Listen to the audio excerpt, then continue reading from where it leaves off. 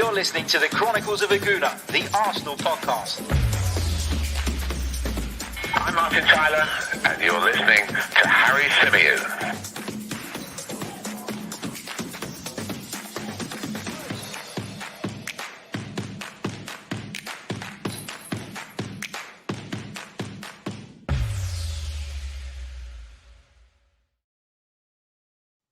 Hello and welcome back to the Canton and Symeou show, episode 2 of myself and Tom's weekly crossover show. Really looking forward to getting into it again. But just a quick update for those of you who've maybe missed the first episode. Now, what we're doing is we're rotating it between the two channels. So you'll find last week's episode on Tom's The Gooner Talk TV, linked in the description, linked in the title. Make sure you head over there and subscribe if you haven't done so already. But you can find the show on both of our audio platforms. So you can check out episode 1 on either of our podcast platforms if you missed that as well. So, yeah, really looking forward to it once more. Tom, how you doing, mate? Yeah, not bad. Not bad. It's been a hectic week, as I've just talked to you about, and as my followers on my channel know very much about my car key situation. But besides that, it's been good. How about you, mate? Yeah, not too bad. It's been a really busy week. And as I was saying to you off air, I tried desperately to take today off. Because I'm at this place now where I'm working at the weekends pretty much every single time. And it's kind of like, well, I need to take a day off, right? And it just never happens. Always something comes up first thing in the morning and it kind of takes you off on a bit of a tangent. And then the day's gone. Simple as that. Lots to get into, as always, Tom. And we'll kick off by, I guess, looking ahead to the game on Sunday. Big game for the Arsenal. Looking to hopefully... continue the strong run of form that we're on. I know we're favourites going into this. Is there any part of you that's a little bit wary of Watford? Yeah, absolutely. I mean, what's the famous saying? There's no easy game in the Premier League. They put 5 past Everton, who have proven this season to be a fairly decent side under Rafa Benitez, although it looks to be unravelling a little bit of late. So you can't take any of the teams lightly. They've got players that can hurt us. Ismail Star, we know all about him and his talents and his qualities as well.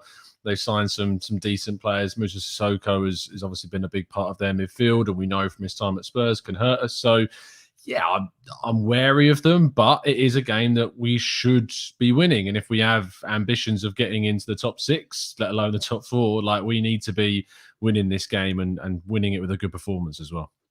Yeah, for sure. I mean, in terms of the team, I think, we can predict most of it. But I guess one of the big questions going into the game is Kieran Tierney. Now, we know that he's back training, or he was due to train today. I think, in my eyes, the game's probably coming around a little bit too soon for him. But where are you on this whole Tierney-Tavares debate? Because I'm not saying that Kieran Tierney's a bad left back, but there's absolutely no reason for Mikel Arteta to drop Nuno Tavares, is there, surely? Not in this game against Watford, especially considering Tierney's not had a full week's worth of training yet. I mean, throwing him in after 2 days' worth of training would be a little strange and very risky, especially considering he's going to be playing for Scotland. There's not much that's going to stop Steve Clarke from selecting Tierney because he's such an important part of their squad, and they're desperate to get a qualification for next year's World Cup for the first time in living memory, I think, for Scotland being in a World Cup competition. So I think it's going to be important that Arteta takes that into account. Has him on the bench, sure, in case something happens, and he's back fit. There's nothing wrong with throwing him in a few minutes at the end if we need him to add some kind of versatility on the left-hand side, a little bit more threat, crosses into the box sort of thing. But we don't need to start him. You're right, Nuno Tavares has been brilliant. The only time I would think there's a genuine argument to start Tierney is when we play Liverpool after the international break. We're up against Mohamed Salah. You've got this young kid in Tavares who's done very well, yes, but in my opinion, going up against the best player in the world right now, Tierney's experience may be beneficial in that game to not necessarily stop it, because I don't think you can stop Tierney, but you can't stop Salah. But yeah, it's going to be very, very difficult to do it. Yeah, indeed. Obviously, a win at the weekend continues, as I said, that really positive run that Arsenal have been on.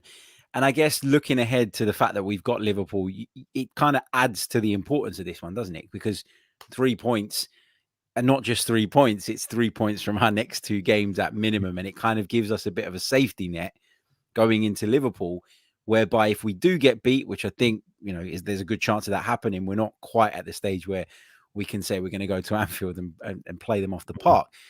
But winning the game does really kind of, I think, take the pressure off going into that game against Anfield. It's kind of a bit of a free hit. And I know as Arsenal, we should never say that, but it does feel like that to me. Yeah, it shouldn't be a free hit. And as I said before, no game is a free hit. It's the type of game you can see Arsenal slipping up in. Like it's the classic stereotypical. You've got to win over Aston Villa. You've got to win over Leicester. We're playing quite late in the weekend as well, which means there's going to be the chance to see some of our rivals maybe slip up points wise, and the opportunity opens up. And you know that whenever our rivals drop points, we never take advantage of it. It never happens, and we end up ruining those weekends that we didn't. So it's a game in which you need to see us getting a good performance and a good victory, but it's quite apt. I think I was saying earlier to a friend of mine, it's quite apt they play in yellow because it could be a banana skin for us on Sunday.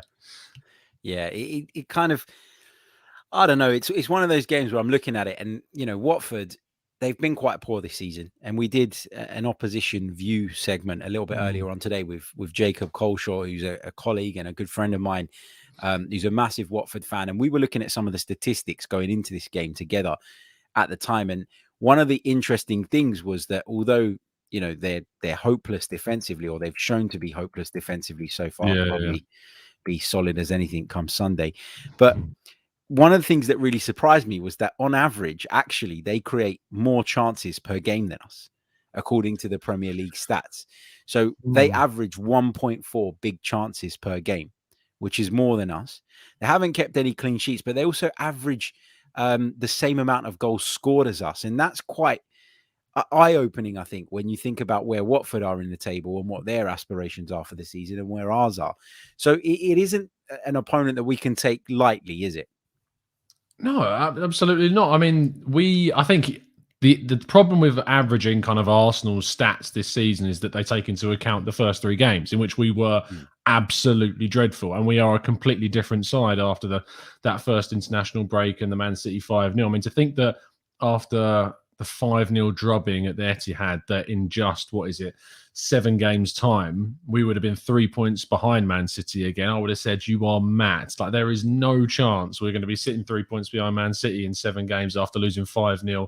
No goals, no wins, bottom of the table. Like, there's no chance. And yet here we are. And it's amazing how things turn around. I just want to see Arsenal go into this game against Watford, play with the same exact team that they used against Leicester, continue that strong performance. Obviously, I want to see more dominance than we saw against Leicester, because Leicester are a much better side than Watford are, and we should be dominating this game, especially at home.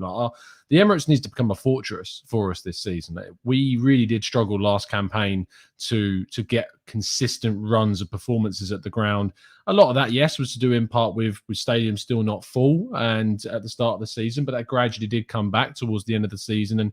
And now that we've got full stadiums all throughout the season, the Emirates has to become this really intimidating place. And when I was at the ground for the Aston Villa game, as I know you were as well, it was an insane atmosphere for that match. And the under the lights on that Friday evening, it really felt like Aston Villa were nowhere near the side that we've come to know them as recently. Obviously, they came to the Emirates the previous season, battered us 3-0. Ollie Watkins got a couple of goals. They've added players since then. Yes, they've lost Jack Grealish, but they're still a very decent side that are having a tricky start to the campaign. I wouldn't be surprised to see Dean Smith go if they do drop points against Southampton this weekend. But it was such a crucial fixture for us that we then needed to build upon, which we did against Leicester. But do you look at the Watford game yourself and go, yes, but the whole free hit, like, it's a nice kind of, I was going to say nice victory. It's a nice win for us to have there. If we go into that game against Liverpool, you're then 10 games unbeaten. You've got 3 wins on the spin. Liverpool themselves have struggled in their previous league fixture against Brighton and opened up kind of the possibility of where you can hurt Liverpool as well. They'll have an interesting game this week, and I think they're playing West Ham this weekend. So that's exactly. So that's going to be a really big test for them again. And then you've got the international break, which kind of simmers things back down. So do you think that the Liverpool game after this Watford match comes at an interesting time for Arsenal? Yeah, it does. When I say free hit, I mean that Liverpool becomes a free hit if we beat Watford. I see. Oh, okay. Yeah, Sorry, I've misinterpreted. Yeah. So I mean, if we beat Watford and we put that 3 points in the bag, then moving into Liverpool, if we get nothing, which is what most people expect us to get, then you say, okay, Liverpool are much better than us. They're at a much different stage of their, or a very different stage of their development. That game becomes a free hit for me. And then I'm only looking for performance or some improvement, and we keep moving. It depends on the performance, though, doesn't it? Like, because if we go, so we've gone to Anfield before and been battered, like absolutely ruined. And if we go into that game and we play like we did under Unai Emery, I remember when I think it was 4-5-1. I remember Socrates gave away a penalty. I think we scored really on through Ainsley Maitland-Niles. If we go in and put that type of performance, that there will be a meltdown. And there's not much you can turn around and say that, yeah, it is Liverpool, because they are a very good team. I'm not going to be annoyed if we lose, but I'll be annoyed if we just bend over, basically, and just accept a ridiculous defeat. Yeah, exactly. The performance is obviously massive. If we show some signs of kind of being able to manage that type of fixture a lot better than we have in years gone by, then again, people are going to say, okay, although we didn't take any points in that particular scenario, we'd have shown that we are closer at least to competing with those teams. And I think most sensible Arsenal fans out there are aware of exactly where we're at and understand exactly, how far we still have to come before we're going to be, anywhere near challenging for the Premier League title and at the highest level. And Liverpool are a fantastic side, but they are proof to me that if you are clever in the transfer market, if you sell your players for the maximum that you can get, and you've got a good coach with a good philosophy, that you can close the gap on these sides like Chelsea and City, who seem to have bottomless pockets.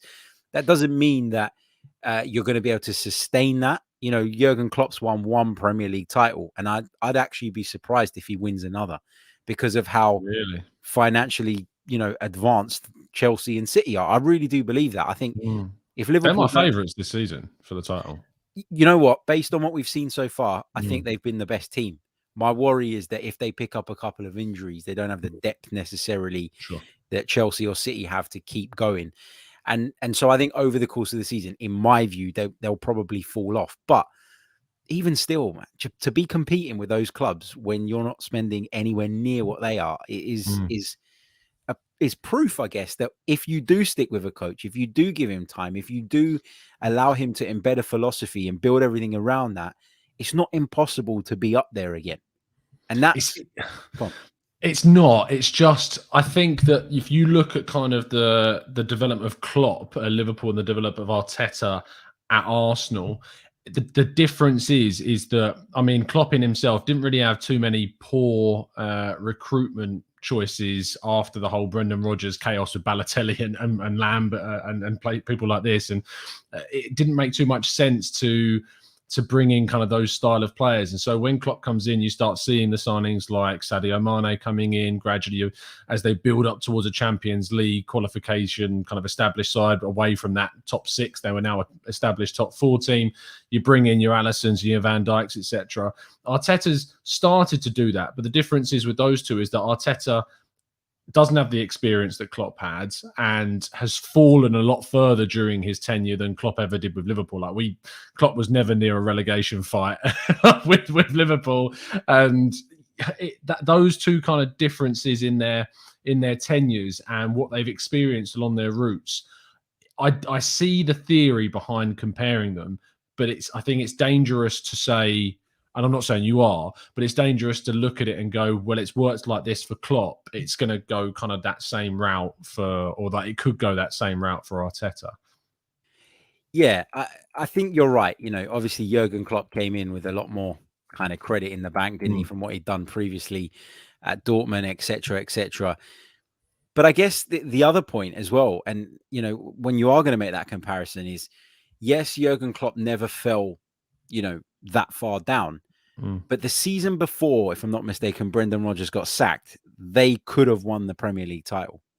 They were close to winning the Premier League title, which suggests that the team that Klopp took over was at a higher level than the team that Arteta took over.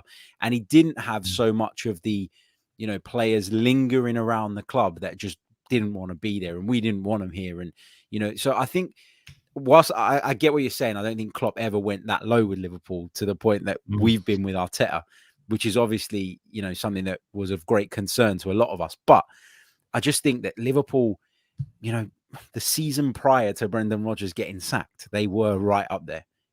but for a Yeah. slip, they would have probably won the Premier League title. So that you could team, argue they outperformed though under Rodgers that season. I think that squad that was up there and competing for the title, like it shouldn't have done. Like I think Rodgers did an amazing job that year. And like when people kind of look at him as going, well, they choked, and they did choke, but to that squad that was there competing for a title, and you look at like the 11s that he was using, like, everyone talks about the SAS, but it was a ridiculous achievement to get that team to compete for a title, I thought. But yeah, I see where you're coming from. And when you've got players to kick off your season like Suarez, you had Sterling still there, I believe, at the start of Klopp's tenure, and Sturridge too. And yes, he had those key players. It's just the difference is that Arteta can't really miss at this point. He can't afford to miss with many transfers. He's had a couple of misses with like Willian and Runarsson under his tenure.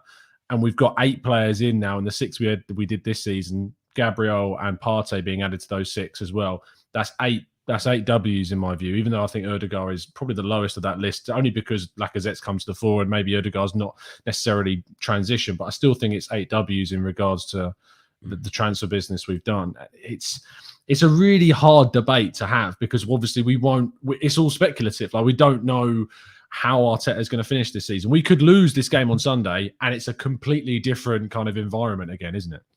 Yeah, that's the worry, isn't it? Because of everything that's gone on in the past, it feels like we're only ever one defeat away from a crisis. And is that something that is exclusive to Arsenal, or is that something that seems to be modern football? I don't think so.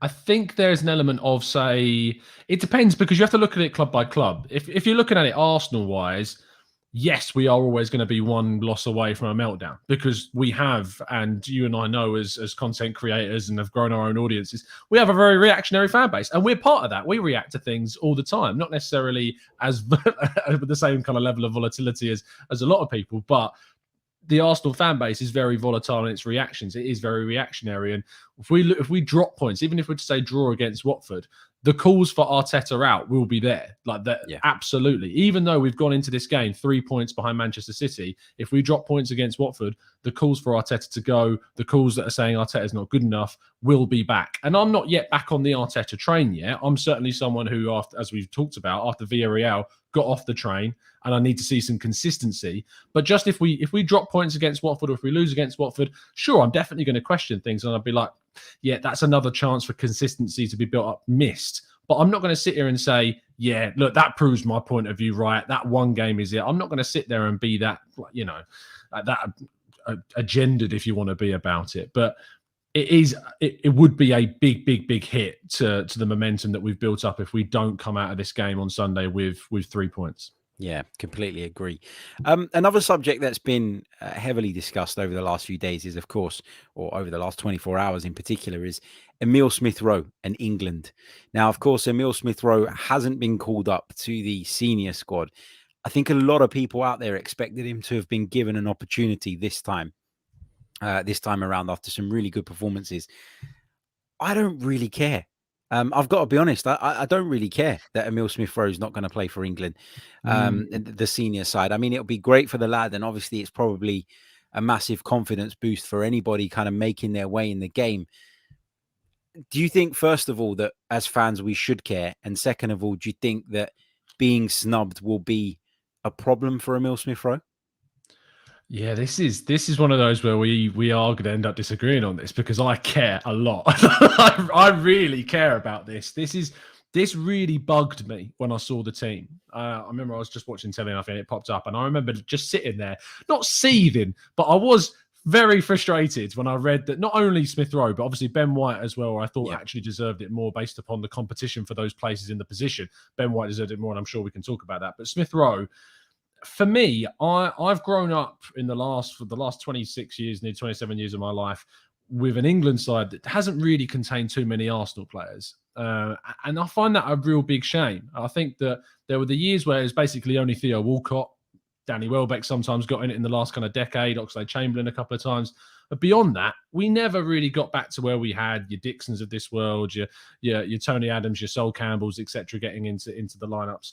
it's been really frustrating. So when there's now this kind of English core that Arsenal are building at the club with Saka and Ramsdale and White and Smith Rowe, and all of those four are putting in some really good performances at the moment, to not have those English players in the team, I really care about. And I find that really frustrating, especially when Emile Smith Rowe currently has more goals and assists so far this Premier League campaign than Grealish, than Foden, then obviously Sancho, who was dropped. Jesse Lingard was in the squad last time out. James Ward-Prowse has got back in it, and I know that's a different style of position. But, I mean, you've got a chance, especially when we're playing someone like San Marino. Give the kid a chance in this team. That's a really good opportunity to throw Smith Rowe in. So, yeah, I really do care, and I feel like you should too. I'll be honest, look, I've always been quite open about it. I don't support England. I can't. Okay. I find it really hard because when I was growing up, yeah, it was of course. the team was, I don't know, it was a back four of Rio Ferdinand, John Terry, and and then in midfield it was Scholes and Lampard and Gerrard, and then Kane. Nowadays you got Kane up front.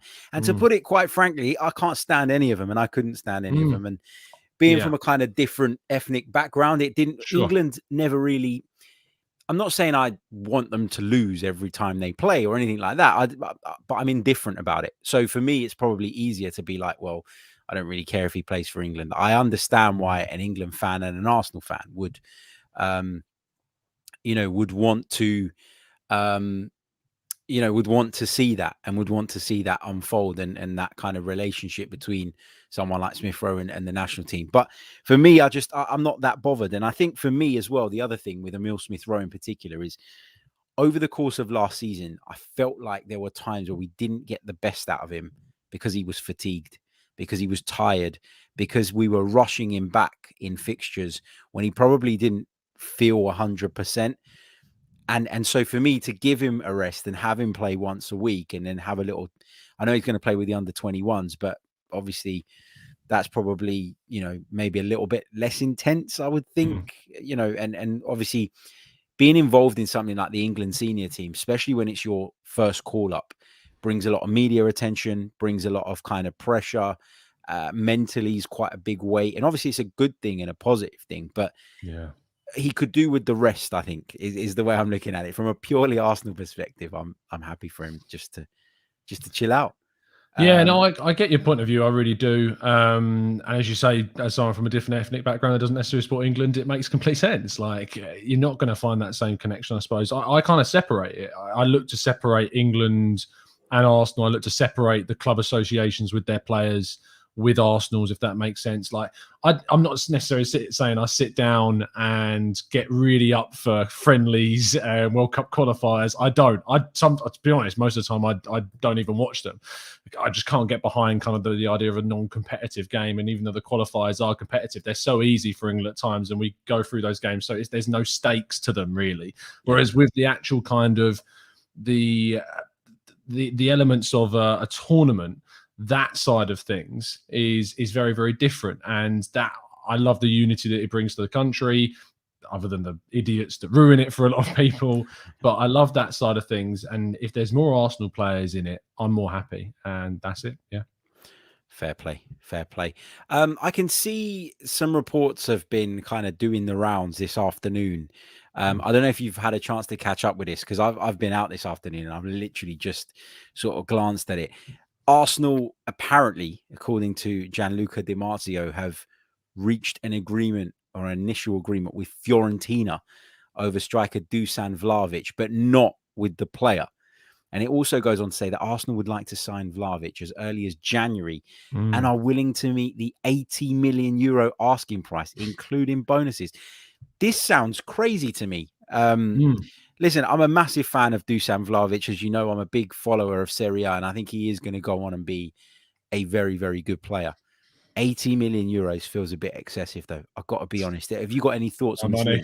It's not my money. So when this kind of stuff comes up, when it's for someone like this, I don't get too attached to the figures, to be honest. When you see some of them, like when the Ben White thing came up and it was £50 million, that was a little bit more grounded because you got a guy that's playing in the Premier League. I've seen a load of him. And I'm thinking £50 million in a position that, we had quite a few players at centre back. Saliba's future wasn't yet decided at that point either. So I was looking at that going, I've got a few doubts about this, but in the end, I really got behind the signing and looked into Ben White a lot more, and I love the idea of it. And now he's proving that point right, and a lot of people wrong, which is great to see of Ben White. But with Vlahovic, like, he is a player that I've seen when I've done the research, when we linked to him in the summer for the tactical breakdown shows that we did on the channel. And I speak a lot to Rich Hall, who's the chief correspondent at Football Italia, and Cause, who's the editor-in-chief at Get Italian Football News. And they both really like him, and they talk very highly of him. And the few stuff I've seen of him, he looks an absolute beast. Like, he's got all the characteristics of a striker that we need, but that we also lack. Like, he's still got that kind of turn of pace about him still, despite being quite tall. He's not a lumbering striker by any means.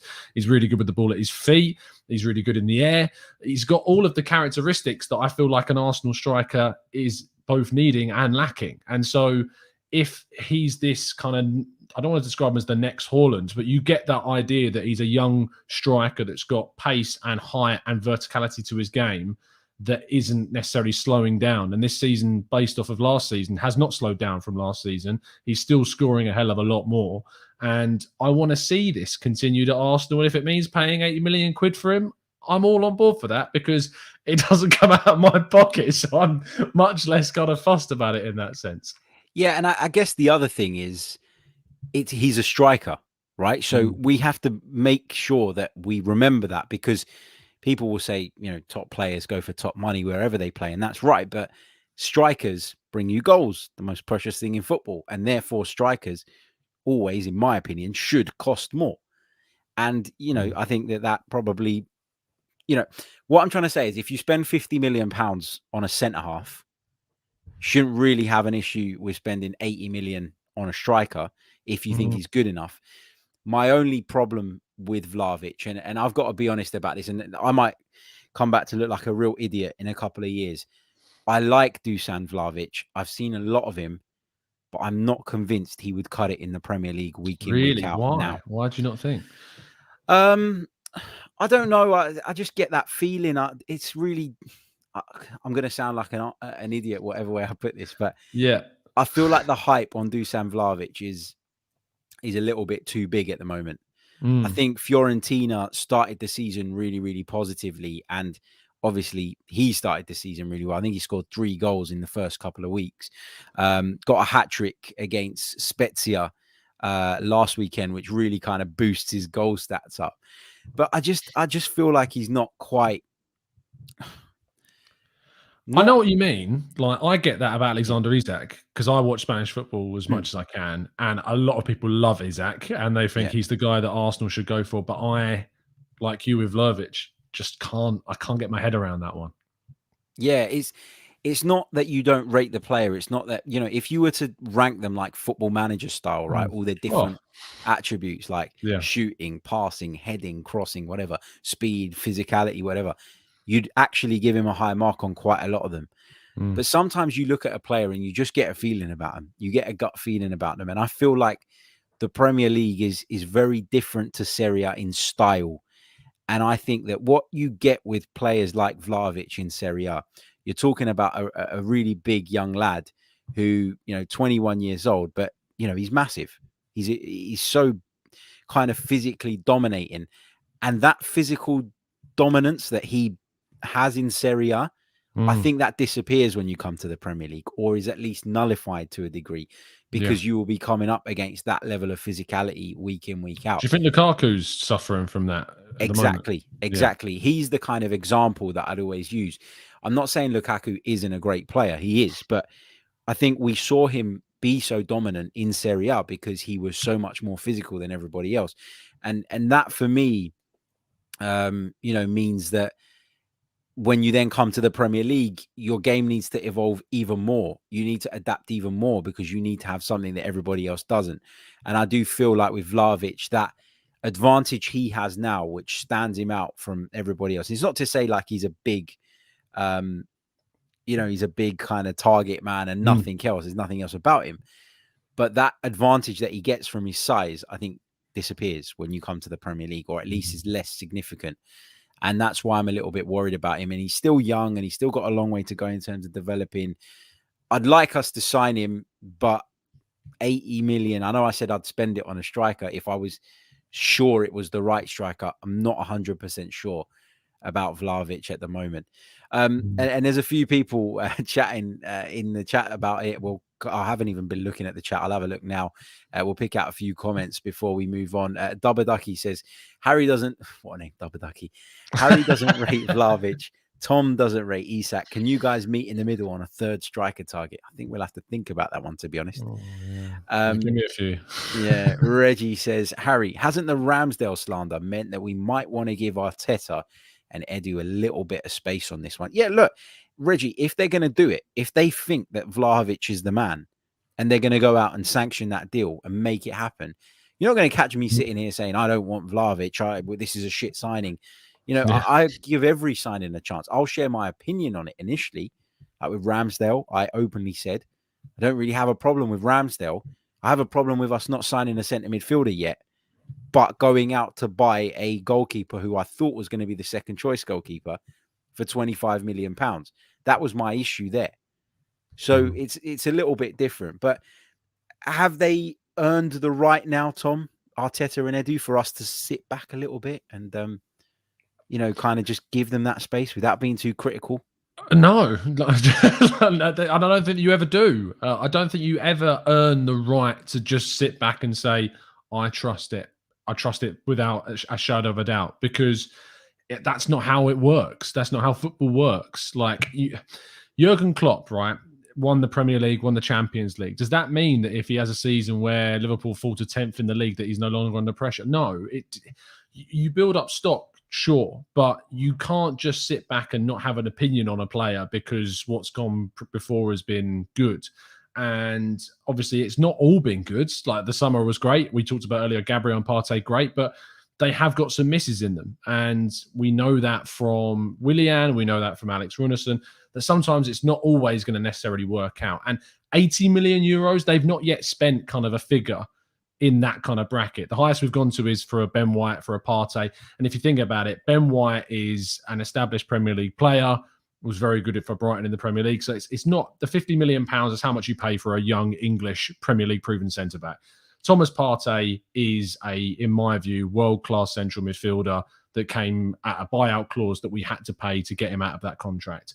When you start putting in a 80 million euro bid, despite me saying a second ago, it's not my money, so I don't care. But when you look at it in closed analysis, 80 million pounds, you're getting into the Nicolas Pepe realms of figures. And that comes with added pressure and expectation. And if it doesn't work out, then you've got a black mark on your record like Raul Sanllehi did with Pepe now. So I think it does take it to a different level when you start going into these kind of figures.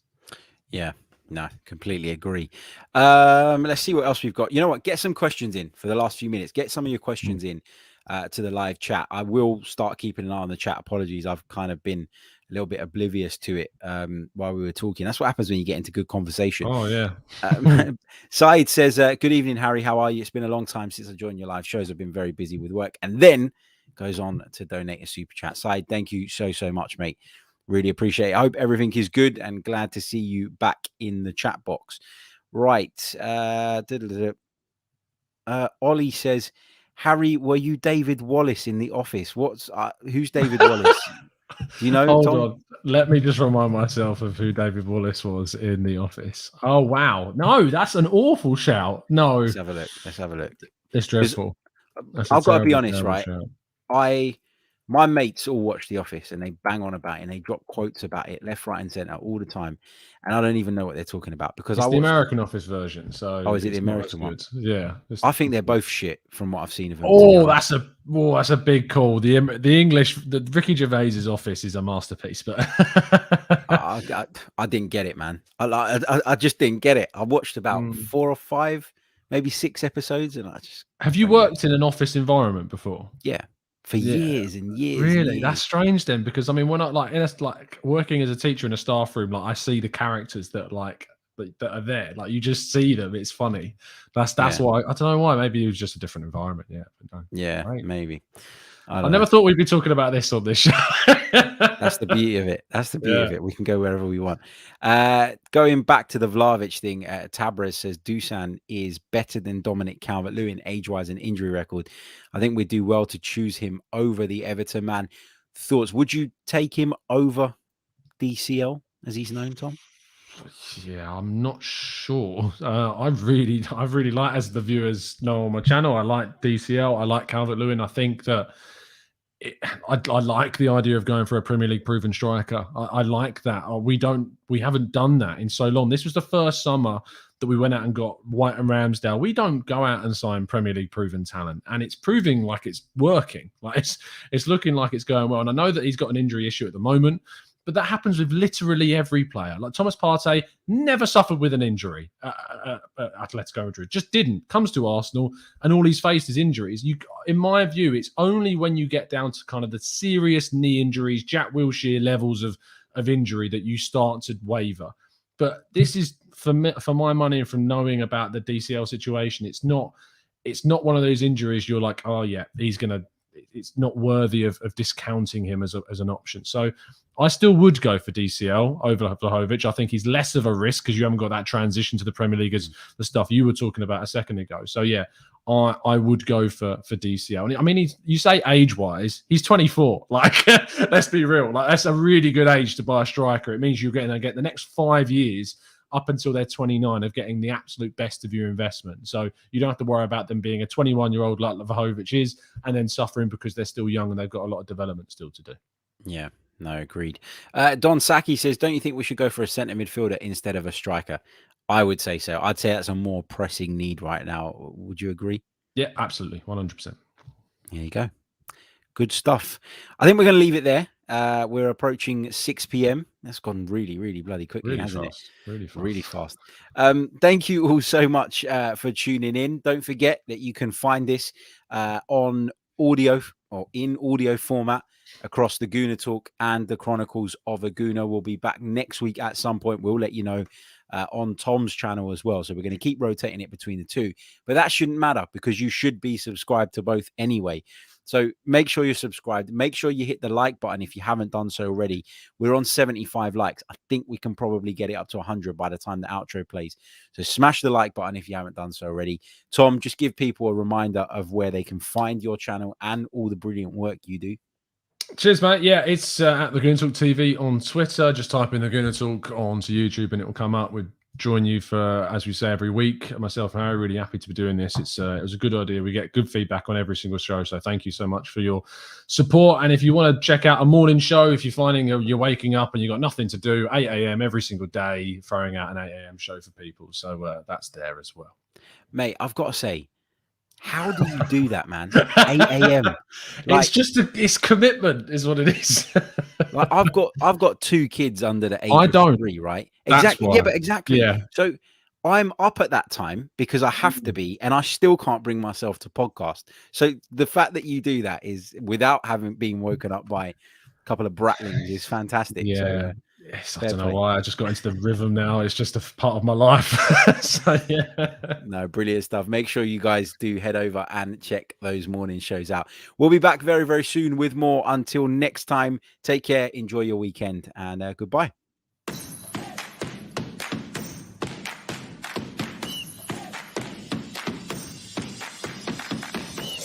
You're listening to the Chronicles of a Gooner, the Arsenal podcast.